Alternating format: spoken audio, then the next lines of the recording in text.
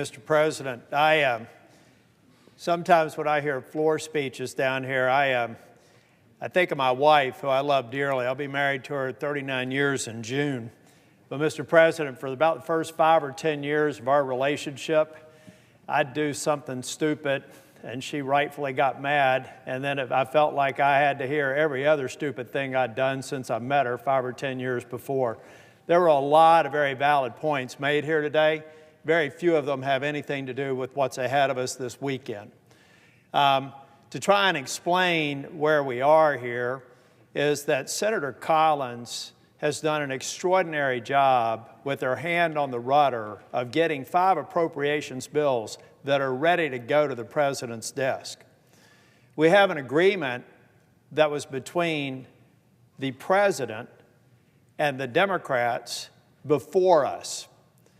The Homeland Security bill has had to be severed for a variety of reasons, and I'll get to that too. And we're trying to address that through a continuing resolution. We're trying to decide if that's 2 weeks, 4 weeks, or 6 weeks.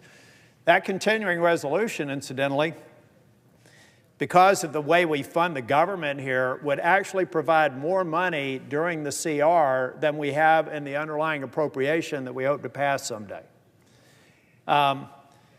But, Mr. President, the reason why we're not moving forward today doesn't have anything to do with the Democrats. It has to do with a handful of Republicans who are refusing to let us move forward.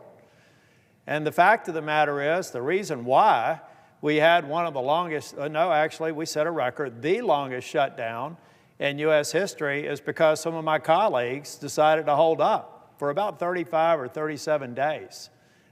Before we finally came to an agreement. I think we just got to be truthful to the American people. I'm not going to try and outwit the eloquence and the expertise of 2 accomplished prosecutors. I'm just kind of trying to make it real for people that may be watching.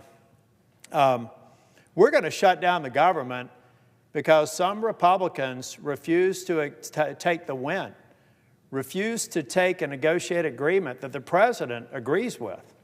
President Donald J. Trump agrees with what we can do to avoid a government shutdown. So it just seems silly to me when you parse through all that stuff, sort of like when I'm getting hammered by my wife for all the dumb things I did. Yeah, she was right to be mad at me for the last dumb thing I did, but I thought we'd finish those other arguments. Now we're bringing all that stuff back in.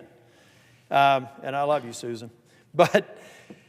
But I mean, let's just lower, when we're talking about lowering the temperature, let's lower the temperature in this chamber and recognize that if we have a shutdown, we own it. Republicans own it. You can say whatever you want to, but it's materially untrue.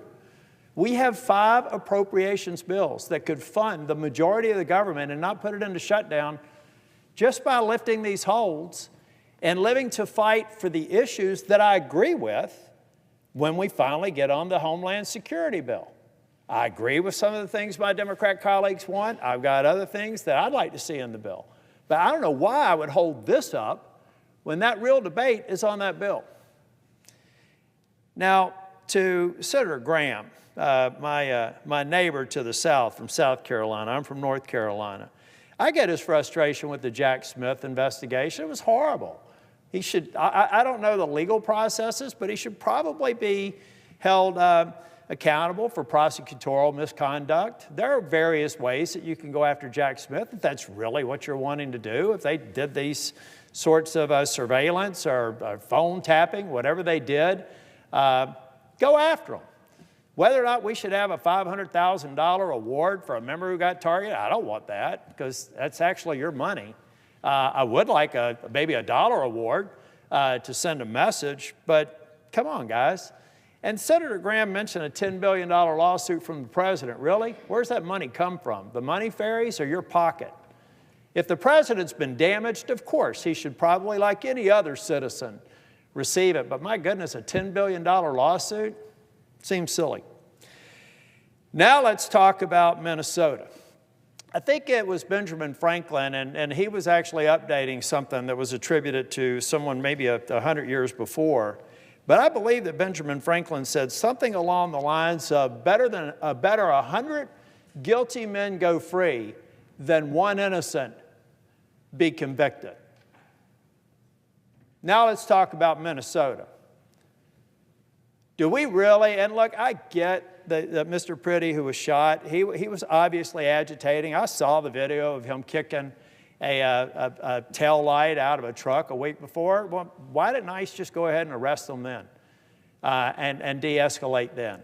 I've seen the videos more recently, and they're very disturbing. I want the ICE officers who were involved to get a fair shake, but they need to be investigated. To the casual observer, to most people across the United States, it doesn't look right. It certainly doesn't look like us.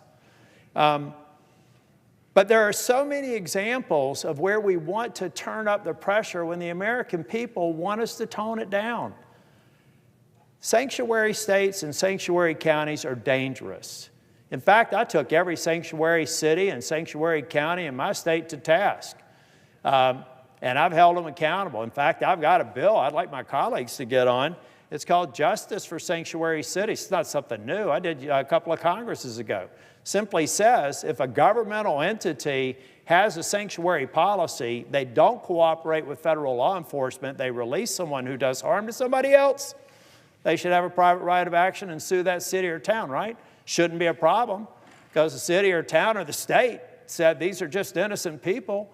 So why should they worry about that? They should endorse it, right? They should embrace it because certainly they're not releasing dangerous people.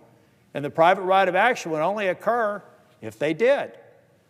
So it's, why don't we start talking about these common sense sorts of ways to lower the temperature, hold people accountable when they're harming ICE agents, and hold ICE agents accountable if they reacted in a way that's not consistent with their law enforcement training.